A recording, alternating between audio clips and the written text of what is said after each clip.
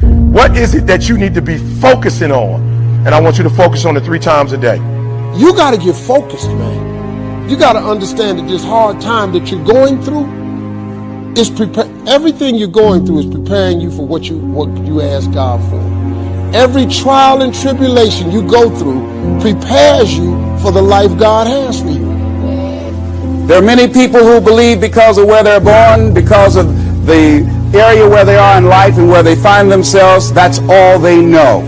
Given my circumstances, ladies and gentlemen, I shouldn't be doing what I'm doing right now. See, I know something about you, even not knowing you, that you've got greatness within you.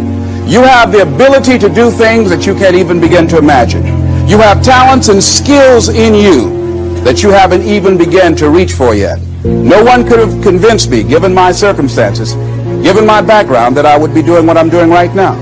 I was born in Liberty City on a floor on 62nd Street, a twin brother and me. When we were 6 weeks of age, we were adopted. When I was in 5th grade, I was identified as EMR, labeled educable mentally retarded, and put back from the 5th grade into the 4th grade, and stayed in that category until I got out of high school. I have no college training, but here's what happened. I had an intervention in my life. A man who saw something at me at a time that I did not see something in myself. I never forget being in his class one day waiting on a friend of mine who was there to rehearse for a play. He did not show up, and he asked me to go up to the board and write something on the board. And I said, I can't do that, sir. He said, why not? I said, well, I'm in a special education class. He said, what do you mean? I said, go up to the board and write what I'm about to tell you. I said, I can't do that, sir. Why not? I'm educable mentally retarded. And he came from behind his desk. He said, don't ever say that again. Someone's opinion of you does not have to become your reality. And that changed my life. It was Oliver Wendell Holmes who said that once a person's mind is expanded with an idea or a concept, it can never be satisfied to going back to where it was. So some of you are going to experience a breakthrough. Some of you are going to go back and look at your dreams and brush them off. Some of you are going to begin to look at yourself and say, hey, look here, I know I have not done all that I can do. Whatever goal that you have in mind, I want that to be a goal that will challenge you, something that will make you stretch. It was Osborne who said, unless you attempt to do something beyond that which you've already mastered, you will never grow. What is it that you looked at some point in time and you decided that you couldn't do it, that you talk yourself out of it? Whatever it is, bring it back out there. How are you going to do it? That will come to you in due time. So you don't get in life what you want, ladies and gentlemen. You get in life what you are, not what you want. And see, the good news is that we can always become more by working to develop ourselves. So the first process of making this your decade, you've got to begin to take a look at your life and look at where are you right now? What are your strengths? What are your weaknesses? What gives your life a sense of fulfillment, a sense of joy? What does a full, rich life means to you? What is it that you could love doing 7 days a week that'll bring a smile to your face? Think about that.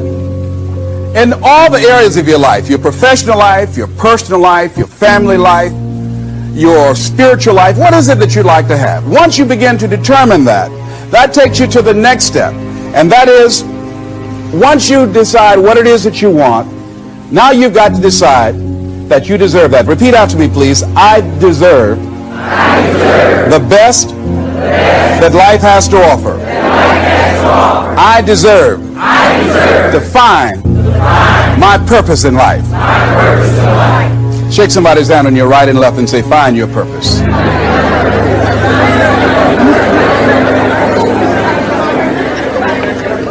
Do you know by actively pursuing your purpose, it could perhaps extend your life?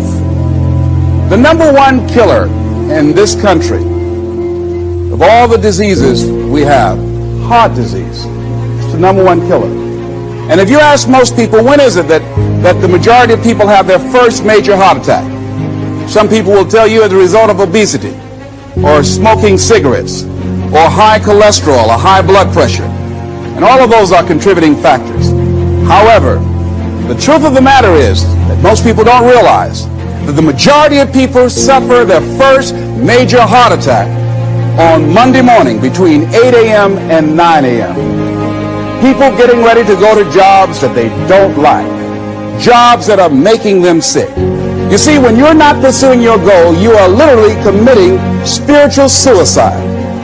When you have some goal out here that you're stretching for and reaching for that takes you out of your comfort zone, you'll find out some talents and abilities you have that you didn't know you had. I started speaking just to elementary school kids because I knew they didn't know what I was talking about.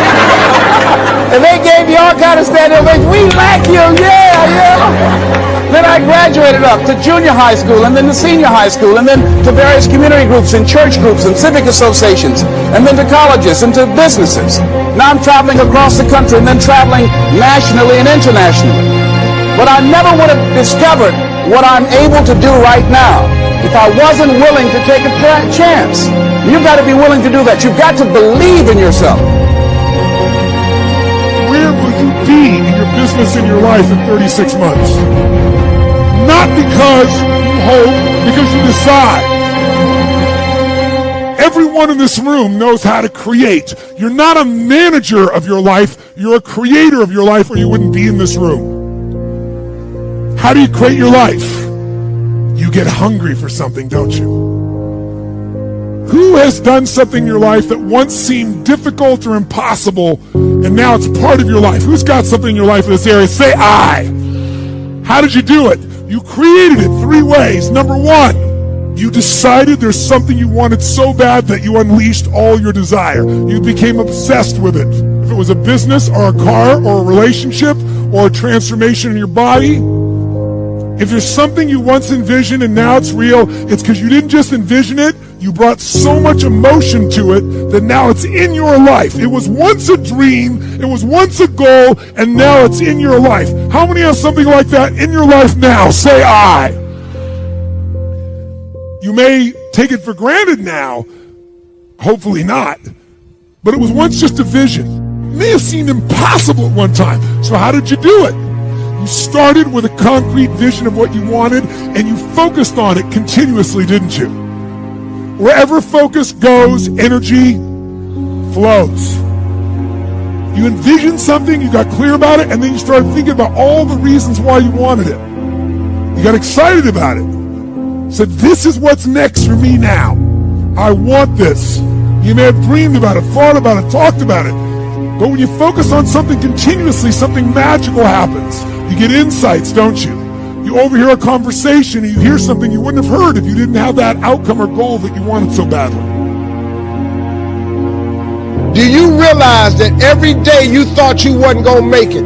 Do you remember them days where you thought it was absolutely unbearable and you thought you wasn't going to endure that one? Do you know that your survival rate for every last one of them bad days is 100%?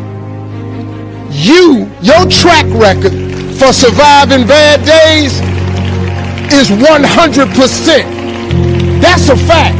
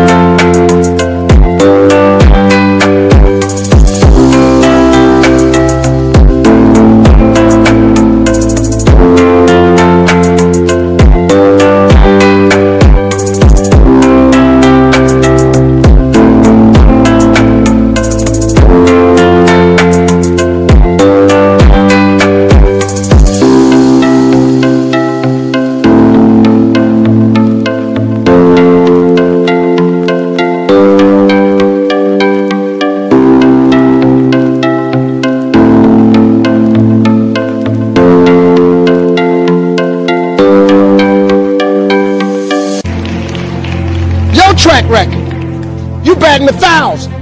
You'd have survived every funky day you ever had. You survived every hater. You survived all the evictions. You survived the firings. You survived all the tell you no we ain't hiring. You survived all the trouble you ever been in.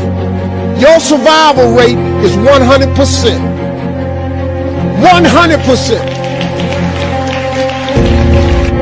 When you jump, your parachute not going to open right away. The problem with jumping is every successful person I know has jumped. When you jump, It allows your parachute to open and you to sail through life within your gift. But when you first jump, your parachute don't open right away. That ain't how it works. If it opened right away, everybody would jump. When you first jump, you're in an uncontrollable fall. It's almost like you're spinning out of control. But you got to stay with the jump, because eventually God will put the necessary air up under your parachute and you'll be in the air like you're supposed to. But you're just going through the process. Like I tell my kids all the time, it take a long time to make a lot of money. So my kids look at me and they be talking about, well, Dad, you ain't got no degree. You didn't finish school. Why I got to go to school? Well, first of all, you don't have no jokes. Let's start there. And my kids don't understand the process. See, they just see me now. They didn't know I flunked out of school. They don't care nothing about the third marriage I'm on. They don't know that I lost everything twice. They wasn't around when I was homeless and I lived in the car for 3 years. They didn't see the process. What most people do is to give up before God give you the gift. See, when you ask God for something, he boxes it up and he ships it immediately. But you have to remain on Faith Street in order to receive the gift. The problem is when God boxes up the gift and he ship it to you, he never gives you the date that the package is going to arrive. He'll never tell you that. Most people move off Faith Street before the package get there. You can't move.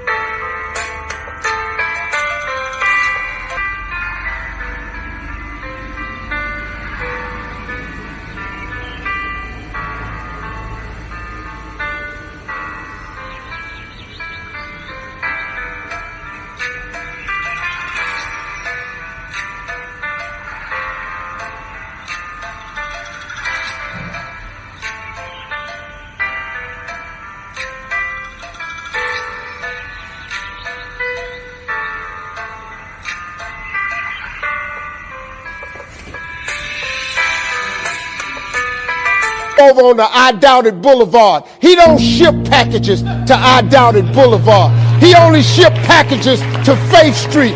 You can't get over there on I Don't See House Circle. He don't ship nothing to I Don't See House Circle. So when you move out of faith, the package got to go back to sender.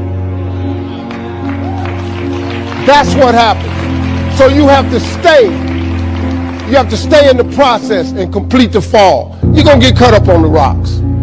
You're going to get your skin tore up. You're going to lose loved ones along the way. You're going to lose friendships along the way. Might lose your car, your job along the way. You might lose your house. But trust and believe that God got you. Name one time he ain't never had you. That God I serve that done this for me, he'll do the same thing for you.